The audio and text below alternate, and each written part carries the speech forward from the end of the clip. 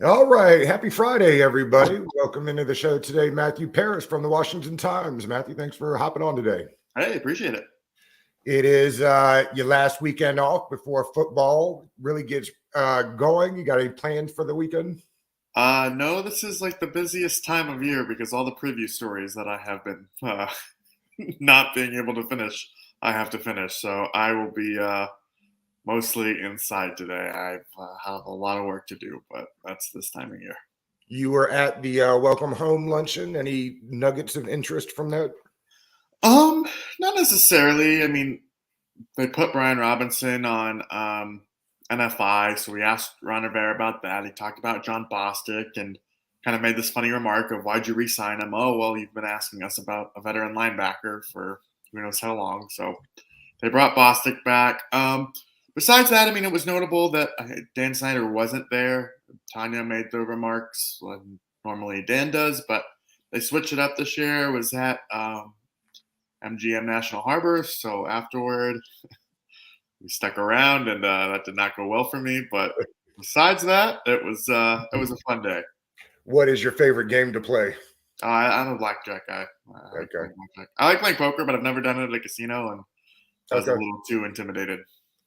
What do the tables run there at MGM for? I have not been up there yet for the blackjack. Is that $20 a table? Or they got some lower ones. They have some 15, but those are pretty rare to find. 25 to 50 are the normal ones. Normally, I play 25. Matthew, I'm an optimist, so I kind of feel good about the team this year. For those that don't, I hear on my timeline all the time about the jeopardy Ron Rivera will be in if this season doesn't go well. I just talk about a season not going well before we've started one, but I just kind of wanted to ask you and maybe put that thing to bed. No chance of that, right? I mean, it would have to be something disastrous this season, or that's not how you see it. Well, yeah, it would have to be disastrous. I mean, they've put a lot of eggs in their basket in Carson Wentz, and if that doesn't work, they have an easy out after that.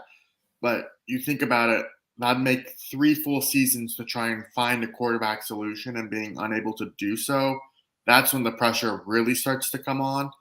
But right now, yeah, I mean, everything that Rivera's had to deal with here in terms of off the field stuff, even ignoring the cancer battle that he personally went through, but just kind of steering the franchise and trying to keep them afloat, really. I do think that probably buys him a little bit more time than it would maybe say another coach who hasn't had to deal with that. And let's say he has 3 straight losing seasons. Yeah, it would be in an interesting position, but this is the year that it's still a pivotal year for him. I would be surprised if they made a coaching change at the end of the season unless it went really off the rails.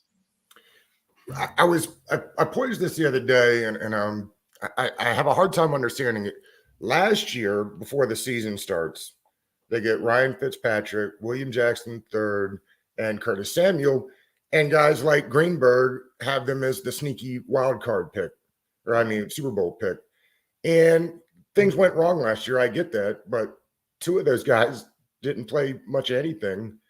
This year, not nearly the buzz from last year. Why do you think that is? Because not much has changed other than the season last year.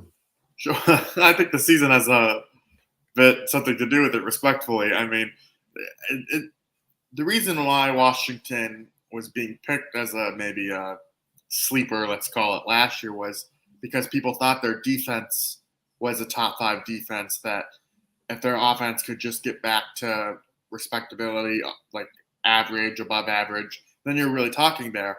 And on paper, that sounds great, but the defense cratered so hard that now we don't really know what to expect from that unit. I mean, I think personally that they'll bounce back just because teams that are that bad historically kind of always bounce back the following year. But they haven't performed well in the preseason. They kept a lot of the same people. So it's just kind of hard to get a read on them right now defensively. And so, yeah, I mean, if this is a top 5 defense again, and if the offense does take a pretty big step forward, then, maybe you're looking at a 10-win, 11-win season. But right now, I mean, I think they're going to win like 9 games. But just because I do think the defense is going to be better. I think the offense is maybe going to be slightly worse than what people expect, but they have an easier schedule, so I do think they can get to that 9-win range. You're around them a lot. Do you think it feels like the easy thing would be for them to hang their head on defense, pound the ball, and try to win ball games that way? That's not really how teams like to win in the NFL anymore. It is moving more and more to, let's call it a race to 35. I know they have built a lot of what they've done kind of around what the Bills have done. Now, we don't have the Bills quarterback here, obviously, but do you think that that's the plan this year, to actually lean on the offense and try to win some of those races to 35, or you think they'll slow grind it this year? Well, they have options to do both. I mean, before Ryan Robinson's tragic shooting, he did seem poised to kind of be that give it to him, pound the rock kind of running back. And maybe he still is that later in the season when he returns. But, that option doesn't seem as likely right now. They're pretty multiple in what they can do. They do have the option to run it. They do have playmakers and allow them to get guys in space. I think that's kind of what you'll see. I know they talk about the vertical attack and pushing the ball down the field like Scott Turner likes to do, but they have a lot of options to just let the guys go in space. And, Terry McLaurin has speed. Curtis Samuel has speed. Jahan Dotson has a great catch radius. So, they do have some weapons there that they can take advantage of. It's just, are they putting them in the right space? Can they break guys free? Those are the questions. But, yeah, this offense on paper should be okay. It's just a lot of it comes down to Carson Wentz, and depending on how consistent he is. Not just Carson Wentz, but the offensive coordinator. I'm curious your thoughts on Scott Turner. I tend to be a big fan. If you go back and look at the tape from last year, it wasn't that guys weren't open. It's not that the formations and the strategies don't work. He's got his guy. I mean, this is put up or shut up time for Turner, right?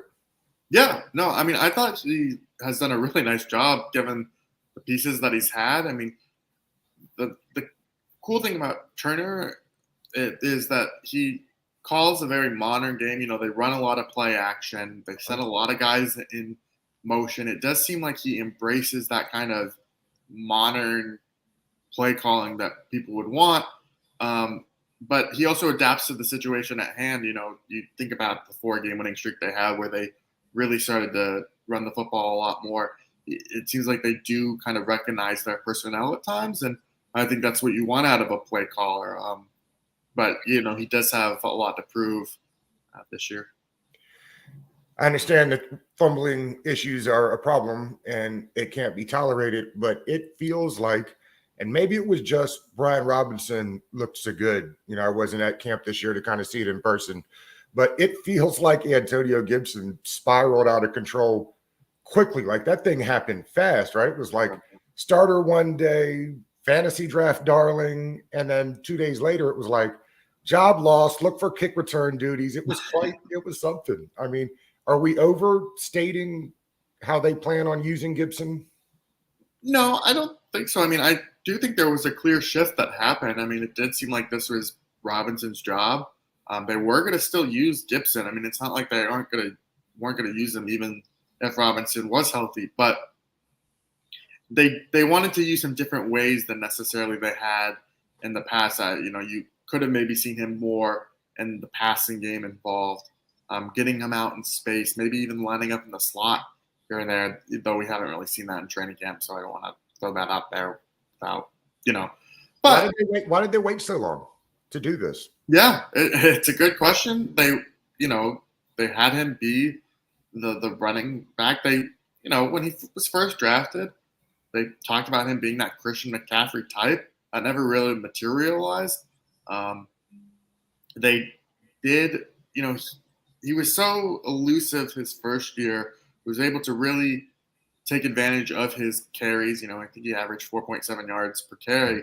That number dropped to 4 last year. He was dealing with some injuries. Maybe that had to do with it. But it was clear the way that if you look at their reason for drafting Robinson, it's because they wanted an in-between the tackles running back who could kind of plow ahead. And I think after 2 seasons, they've realized that Gibson is not that type of running back, and you add on the fumbling issues that that they needed someone stylistically a little bit different. But with Robinson out, Gibson we're still talking about 1,000-yard running back. It's not a bad backup option to have. I think they'll be fine. We've seen what a combo of Gibson and McKissick can do. And I think it's a pretty formidable duo.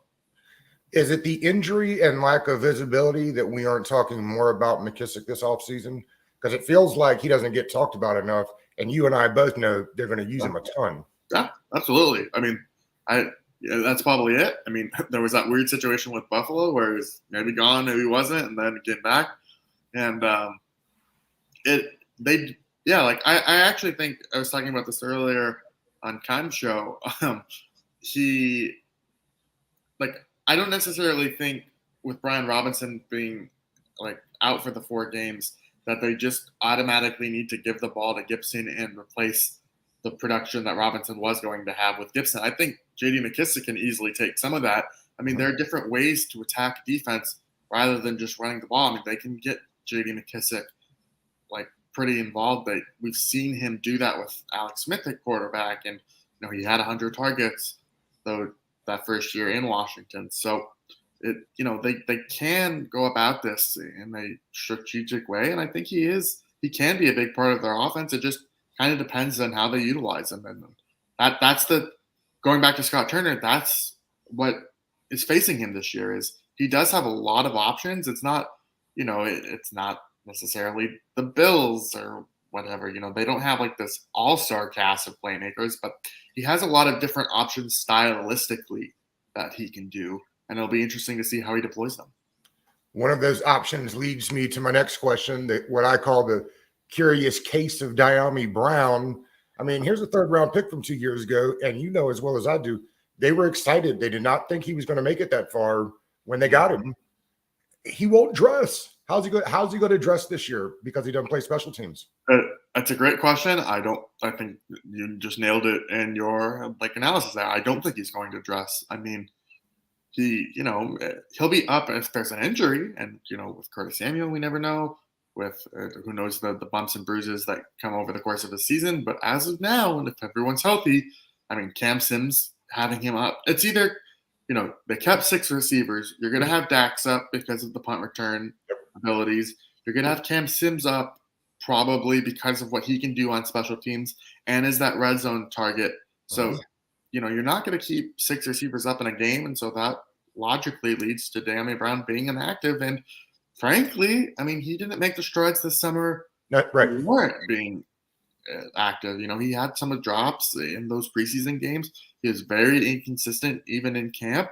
And it's too bad because I do think there's a talented player there. It's just, can he put it all together? You think it's more mental for him right now? You think he's in his head? I don't know. I mean, that's you would assume that when you're dropping open passes like that, but who knows? I mean, maybe it's just the timing of it all. I mean, some receivers have gotten, have had some time they've taken some time to adjust to Carson Wentz, for instance. We've seen that McLaurin and that sort of thing. But, he's dropping passes from Sam Howell, and they played together for years in college. So it's a little bit perplexing. Who do you think ends up being the starter at right guard? Schweitzer.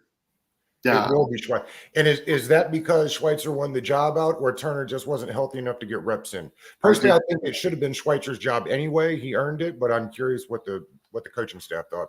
Yeah, it's been interesting. I mean, Turner returned to practice about a week ago.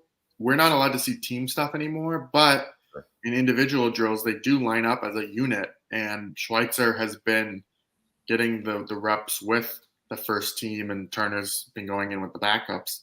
So it does look like it's going to be Schweitzer, unless they just don't see Turner as completely healthy right now. That's the part where you want to see team drills, right?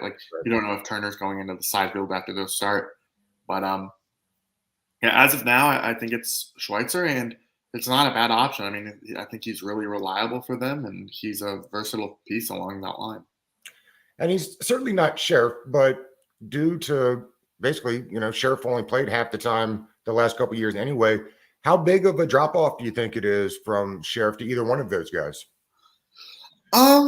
Particularly since it feels like the line is more of a unit thing, Right. Well, yeah, I think you nailed it, because I think from Sheriff to Schweitzer individually, it's a very big drop off. Mhm.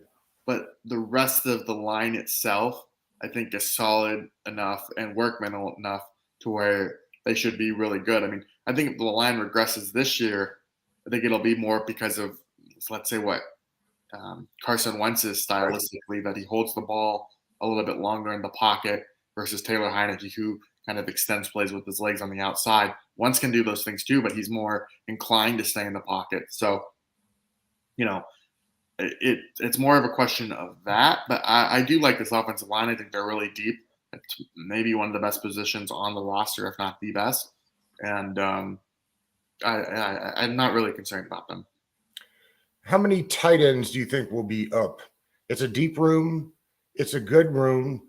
I've got 2 for the tight ends. How many do you think will be up and active on game day? Yeah. And do you think that Rodgers made the team because Hodges wasn't healthy, or Rodgers played his way onto the roster the last couple of games, and it wouldn't have mattered whether Hodges was healthy or not?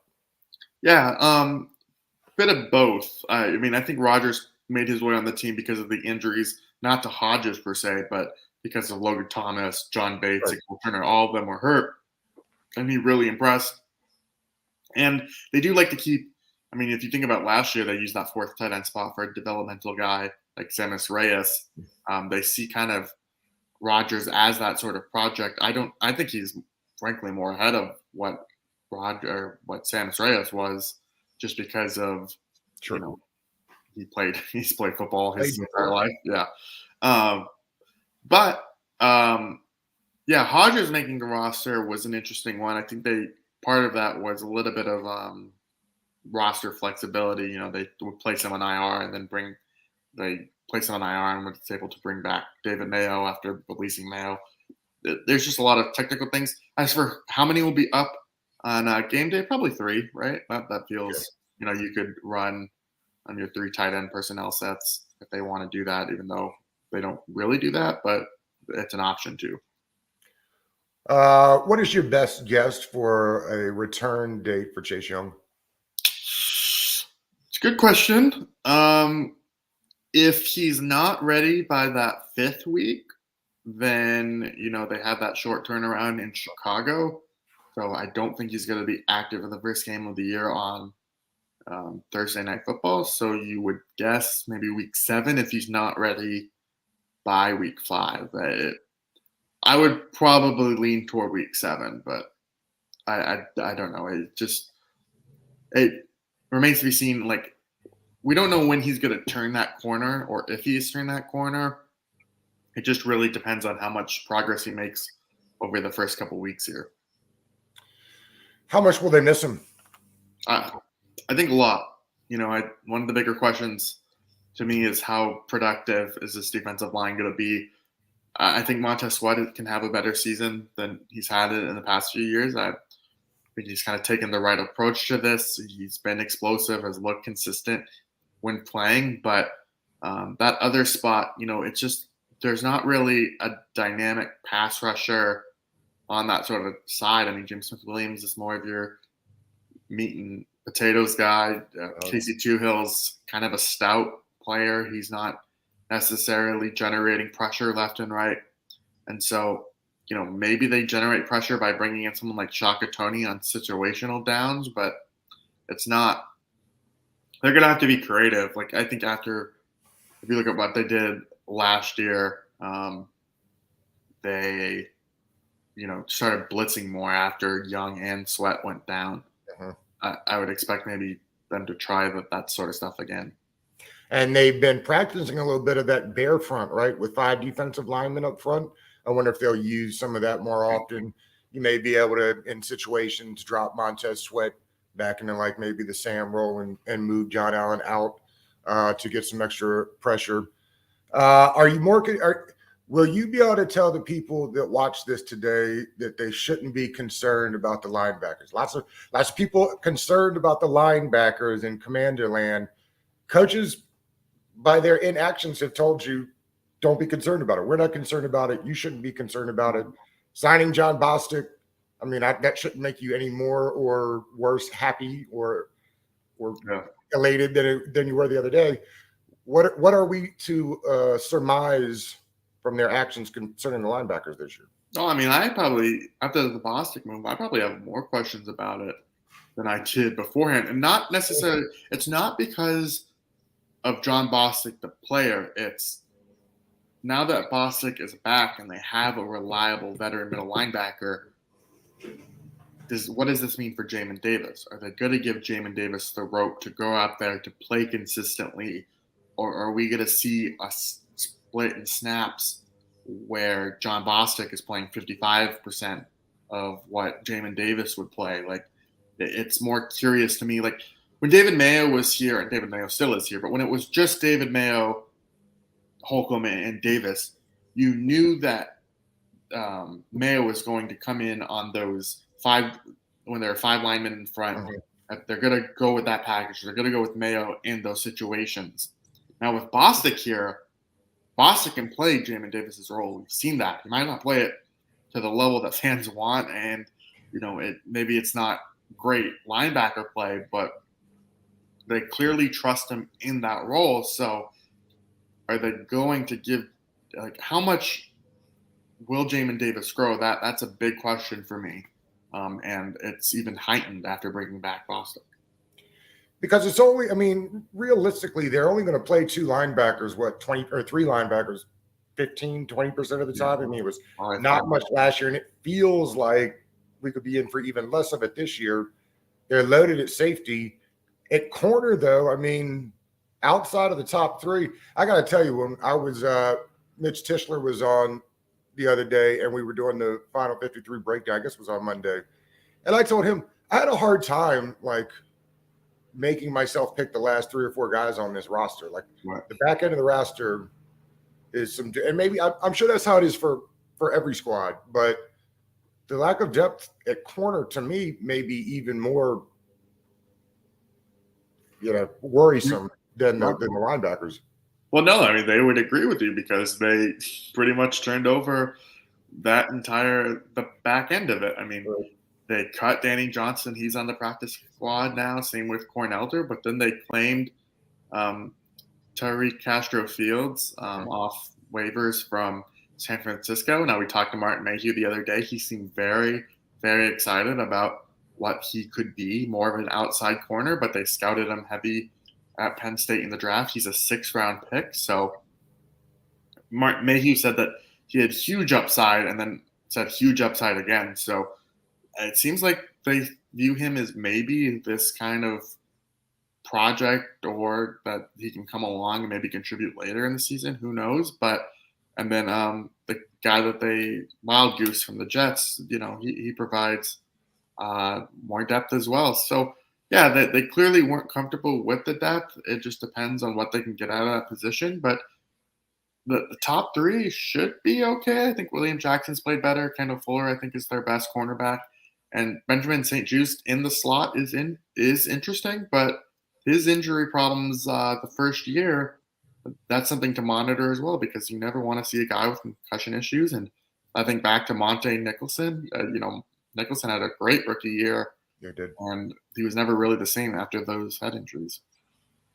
This defense, if not led by the front four, which I know that they had built it to kind of be that way, this defense is going to be led by the safeties there, right?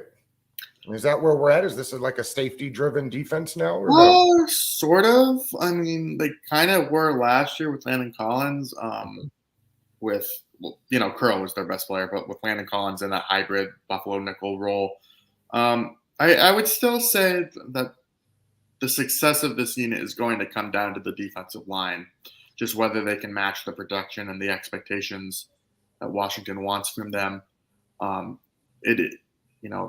They have to generate more pressure than they did last year because it simply wasn't enough. Is there a way that Daron Payne plays the year of his life, and Montez Sweat has another ho-hum year, you think there's any chance that Payne actually gets the bag from this team instead of Sweat? You think there's a way they pay both of them? Well, Sweat isn't up this year. Right. He has this fifth-year option. But I don't know. I would be really surprised if they kept Payne. They drafted Fedarian Mathis. You would hopefully see enough from him by the end of the year that they'd be comfortable. Just that's not necessarily a smart allocation of cap resources. Correct. To pay, 2 interior defensive tackles. You can pay 2 edge rushers, but having 2 highly paid interior defensive linemen, that doesn't make a lot of sense to me. So I think Payne could, use this year to really play well and justify a big contract. I just don't necessarily think it'll be with Washington. We had one of those there's nothing to see here moments last week when Cam Curl shows up in a cast. Is there anything to be concerned about here? Well, Ben Standig reported today that he had a thumb injury that may or may not have had surgery. So, it does feel like players do kind of play with a broken thumb every once in a while.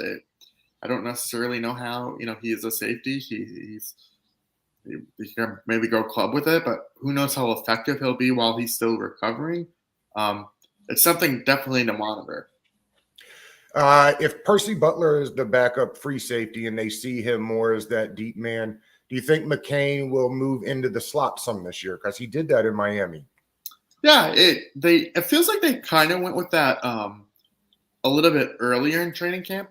They actually saw how that looked, not necessarily with Butler, but I do remember McCain playing nickel kind of in it was either OTAs or maybe early in camp.